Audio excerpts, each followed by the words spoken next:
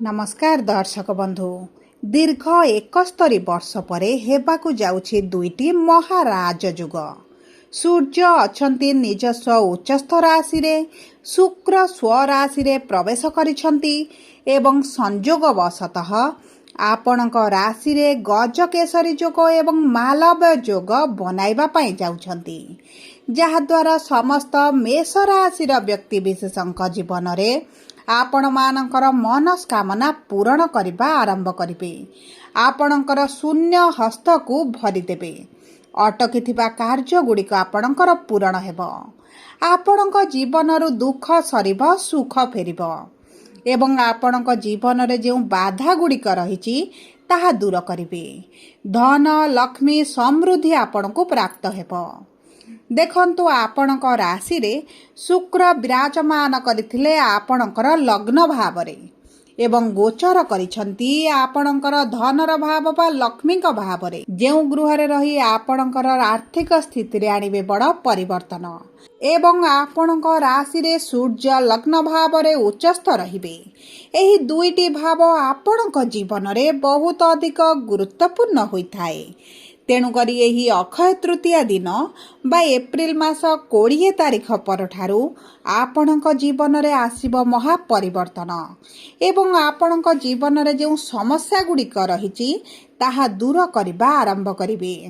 देखंतु शुक्र जी नैसर्गिक शुभ ग्रह शत्रु राशि रे विराजमान करिथिबारु आपणक स्वास्थ्य समस्या, मानसिक दुश्चिंतार वृद्धि, आर्थिक स्थिति रे आपणकर बहुत अधिक समस्या भरीदेबा। देखंतु शुक्र जेहेतु भोग विलास ऐश्वर्यर स्वामी अटंती, आपणकर खर्च को वृद्धि करथिले, आपणक लोन करज गुड़िक बढ़ाइथिले एवं किछि मेष राशि व्यक्ति विशेषଙ୍କ जीवन रे सुख शांतिर अभाव मध्य कराइथिले।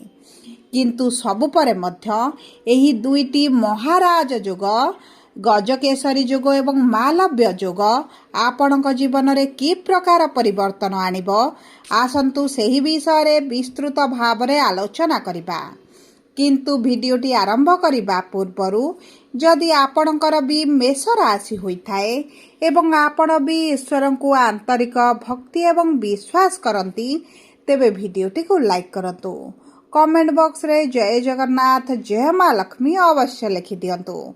ता सहित आम सह जोगाजोग करिबा पई वीडियोर मध्य भाग रे एक व्हाट्सएप नंबर टिए दिया जाइछि, जेउ नंबर सहाय्य रे आपण आम सह जोगाजोग करी निजर नूतन कुंडली प्रस्तुत करि परिबे, कुंडली विश्लेषण कराई परिबे किंबा आपणकर चाकरी, विवाह, व्यवसाय, प्रेम संपर्क, शिक्षा, स्वास्थ्य, संतान को नहीं किछि समस्या रही ताहार सहजरे एवं स्वल्प मूल्य रे समाधान करि परिबे। सेतिपई आपण आम सह वीडियोर शेष पर्यंत जोड़ी होई रुहंतु एवं व्हाट्सएप नंबर माध्यम रे आम सह जोगाजोग करी खूब कम मूल्य रे आपणक समस्यार समाधान करंतु। एबे आसंतु कार्यक्रमटी को आग को बढ़ाइबा एवं जानिबा एही दुईटी महाराज योग आपणक मेष राशि रे कि प्रकार प्रभाव पकाइबे। देखंतु मेष राशि रे 3टी नक्षत्र रहिछि, अश्विनी मेष, द्विजा मेष एवं कृत्तिका मेष।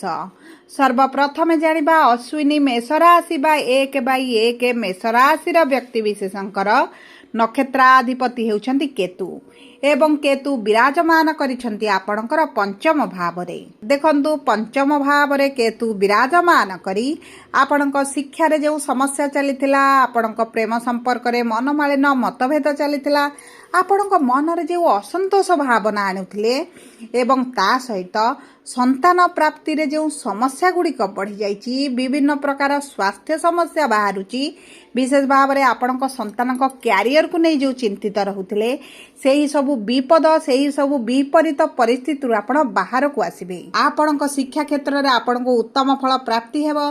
प्रेम विवाह करबा पई मध्य भल समय रहिछि एवं आपणकर जदि प्रेम विवाह रे बाधा विघ्न आसुथिला, विवाह रे समस्या आसुथिला, विवाह रे आपणकर हेबो कि न हबो द्वंद्व भितरे रहिथिले ସେହି ସବୁ ପରିସ୍ଥିତିରୁ ଆପଣ ବାହାରକୁ ଆସିବେ। ଦେଖନ୍ତୁ, ସୂର୍ଯ୍ୟ ଆପଣଙ୍କ ରାଶିରେ ଉଚ୍ଚସ୍ଥ ହୋଇ ସପ୍ତମ ଦୃଷ୍ଟିରେ ବିବାହର ଭାବକୁ ପ୍ରଦାନ କରୁଛନ୍ତି, ଯେଉଁ କାରଣରୁ ବିବାହ ପାଇଁ ଆପଣଙ୍କର ଅତି ପ୍ରବଳ ଯୋଗ ବନୁଛି।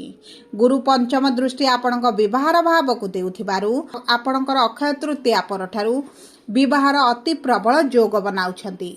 ଏବଂ ବିଶେଷ ଭାବରେ ଯଦି ଆପଣଙ୍କର ଭାଗ୍ୟ ସାଥ ଦେଉନଥିଲା, ତେବେ ଏହି ଅକ୍ଷୟ ତୃତୀୟା ପରଠାରୁ ଭାଗ୍ୟ ଆପଣଙ୍କର ସାଥ ଦେବା ଆରମ୍ଭ କରିବ। ଏବେ ଆସନ୍ତୁ ଜାଣିବା କିପରି ରହିବ ଦ୍ୱିଜା ମେଷ ରାଶିର ବ୍ୟକ୍ତିବିଶେଷମାନଙ୍କର ଏହି ଅକ୍ଷୟ ତୃତୀୟା ପରଠାରୁ। ଦେଖନ୍ତୁ, ଶୁକ୍ର ହେଉଛନ୍ତି ଆପଣଙ୍କର ନକ୍ଷତ୍ରାଧିପତି, ବିରାଜମାନ କରିଛନ୍ତି ଧନର ଭାବରେ। ଦେଖନ୍ତୁ, ଶୁକ୍ର ଆପଣଙ୍କର ଧନର ଭାବରେ ରହି ଆପଣଙ୍କର ଆର୍ଥିକ ସଞ୍ଚୟକୁ ବୃଦ୍ଧି କରିବେ। ବ୍ୟାଙ୍କ ବାଲାନ୍ସରେ ବୃଦ୍ଧି ଘଟିବ। ପୂର୍ବରୁ ଯଦି ଆପଣଙ୍କର ଆର୍ଥିକ ସ୍ଥିତିଟି ବହୁତ ଅଧିକ ଖରାପ ରହିଥିଲା, ତେବେ ସେଥିରେ ପରିବର୍ତ୍ତନ ଦେଖିବେ।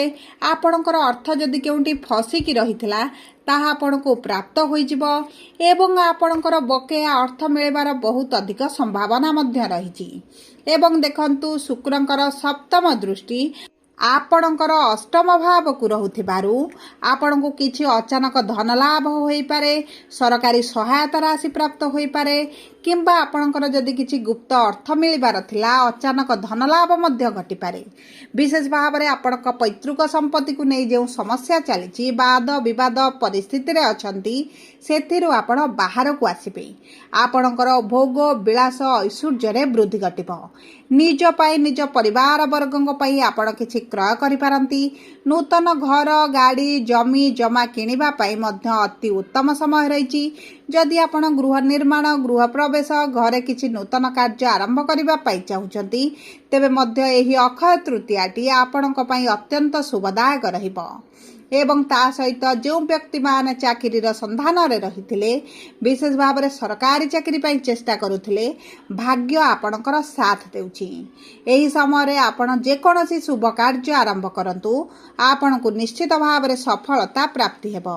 ଏବେ ଆସନ୍ତୁ ଜାଣିବା କୃତ୍ତିକା ମେଷ ରାଶି ବା 3/1 ମେଷ ରାଶିର ବ୍ୟକ୍ତିବିଶେଷମାନଙ୍କର ନକ୍ଷତ୍ରାଧିପତି ହେଉଛନ୍ତି ସ୍ୱୟଂ ସୂର୍ଯ୍ୟ।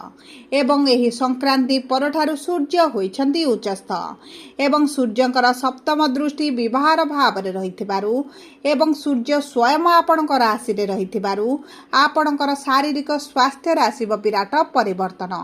ଯଦି ପୁରୁଣା ସ୍ୱାସ୍ଥ୍ୟ ସମସ୍ୟା ଆପଣଙ୍କର ଜୀବନରେ କଷ୍ଟ ପୀଡ଼ା ଭରି ଦେଉଥିଲା, ତେବେ ସେହି ସବୁ କ୍ଷେତ୍ରରେ ଆପଣ ପରିବର୍ତ୍ତନ ଦେଖିବେ ଏବଂ ଆପଣଙ୍କ କ୍ୟାରିୟରକୁ ନେଇ, ସ୍ୱାସ୍ଥ୍ୟକୁ ନେଇ ଆପଣ ବହୁତ ଅଧିକ ସଚେତନ ରହିବେ।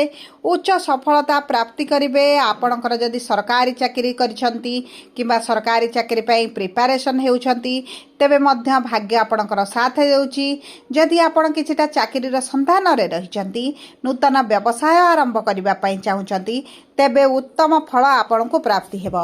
ଯେଉଁ ବ୍ୟକ୍ତିମାନେ ପାର୍ଟନରସିପ୍ରେ କିଛି କାର୍ଯ୍ୟ କରୁଛନ୍ତି, ଆପଣଙ୍କ ପାଇଁ ତ ବହୁତ ଅଧିକ ଶୁଭଦାୟକ ସମୟ ରହିଛି।